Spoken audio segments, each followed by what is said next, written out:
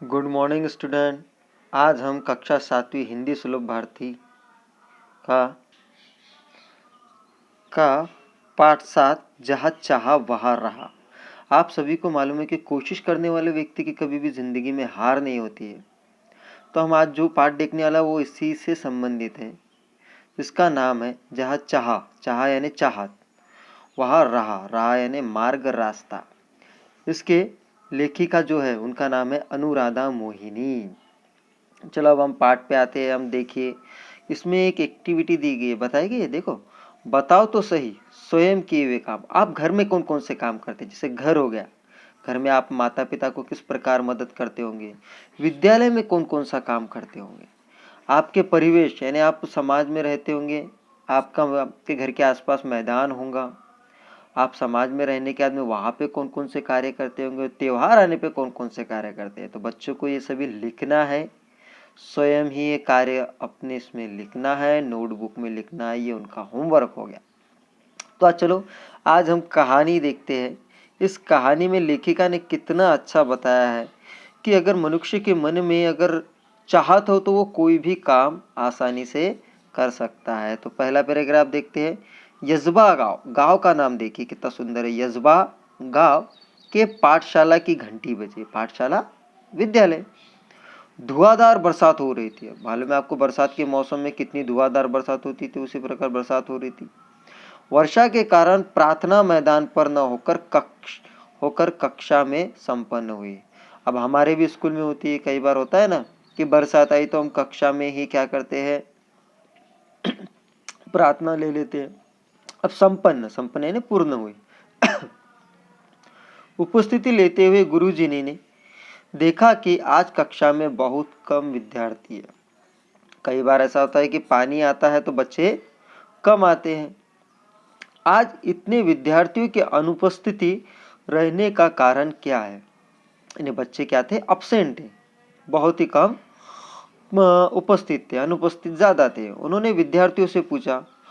वही नाला गुरुजी, सबने एक स्वर में उत्तर दिया। यानी सभी बच्चों ने क्या किया, एक ही स्वर में। जैसे तुम भी कई बार क्या होता है चिल्ला के जवाब देते हैं, तो यहाँ पर बच्चों ने एक ही स्वर में जवाब दिया कि वही नाला गुरुजी। अब क्या होता होगा कि कई बार बरसात गांव में रहने वाले लोगों को बहुत ही समस्या का सामना करना पड़ता है। तो इसी प्रकार गांव के बीचों बीच में कोई ऐसा नाला होगा जिसके कारण बच्चे विद्यालय नहीं आ पाते होंगे।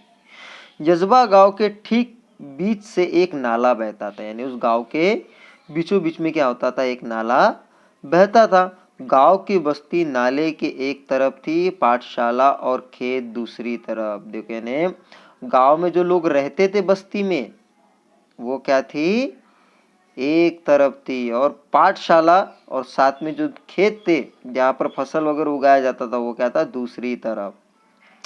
बरसात के दिनों में नाले के कई बार 4 से 5 फीट तक पानी भर जाता था। क्या होता था, बरसात आ जाने के बाद में नाले में 4 से फीट तक पानी भर जाता था। बड़े बुजुर्ग तो किसी तरह अपने गाय बैलों के साथ नाला पार कर खेतों में चले जाते थे। यानी क्या होते थे, जो बड़े होते थे, बुजुर्ग यानी बूढ़े लोग होते थे थोड़े से, तो क्या करते थे, वो खेत में जाने का रहता था तो किसी तरह से अपने गाय बैलों को लेकर किसी तरह से उस नाले को पार कर लेते थे। किंतु पाठशाला आने के लिए नाला लांघना विद्यार्थियों के लिए संभव नहीं था। यानी उसे पार कर पाना, क्योंकि अगर बच्चे अगर ऐसा कोशिश करोगे तो क्या हो सकता है, हानि हो सकती है, दुर्घटना हो सकती है। तो उन्हीं लिए विद्यार्थियों के लिए तो बहुत कठिन था।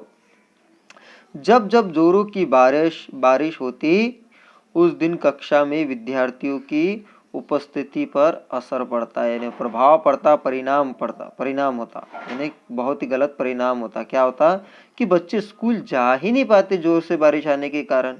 अनेक बार विद्यार्थी पूरे सप्ताह पाठशाला नहीं जा पाते थे, यानी पूरे हफ्ते भर, एक वीक। अभी तुमको छुट्टी लगी तो बड़ा अच्छा लगता है, लेकिन कहीं ना कहीं बच्चे पढ़ने वाले भी होते हैं, उन्हें बड़ी लगन होती है स्कूल में जाना, खेलना, कूदना। इसके चलते गांव में बरसात, नाले में भरा पानी, पाठशाला से छुट्टी, यजबा की यही कहानी, यह गीत गांव में प्रचलित हो गया था। यानी गांव में लोग जो थे, बच्चे थे, यही गीत गुनगुनाने लगते। कौन सा, तो गांव में बरसात, नाले में भरा पानी, पाठशाला से छुट्टी, यज़बा की यही कहानी।